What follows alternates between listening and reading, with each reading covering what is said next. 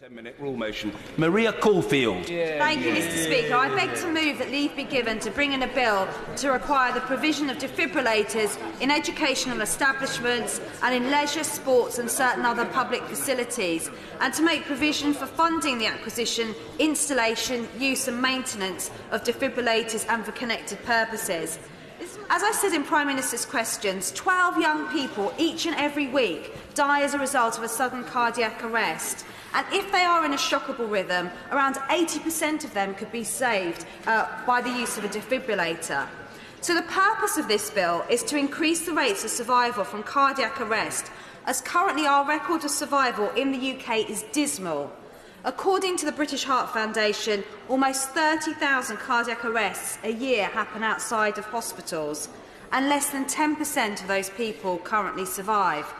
In fact, across the UK, we have laws mandating the availability of other life-saving equipment, such as seat belts, fire extinguishers and smoke alarms, but not a single piece of legislation requiring defibrillators that could restart the heart of 12 young people each week.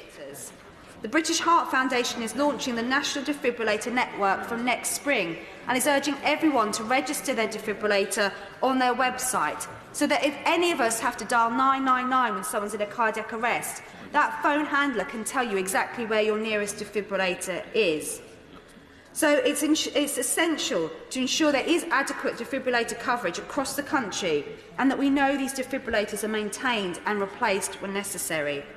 So the aim now of this bill that I present today is to ensure that schools, sports facilities and public buildings all have defibrillators as standard in every town and village in the country, and that these can be accessed 24 hours a day.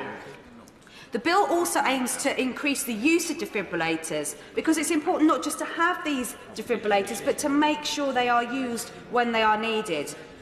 The bill's aim is not to state that only trained people should use defibrillators, but to mandate training for local communities with every installation so that people feel confident to use them. This week, 12 young people will have died of a cardiac arrest. 28,000 will have died this year. Those lives could have been saved by this bill, and I urge members to support it. Yeah.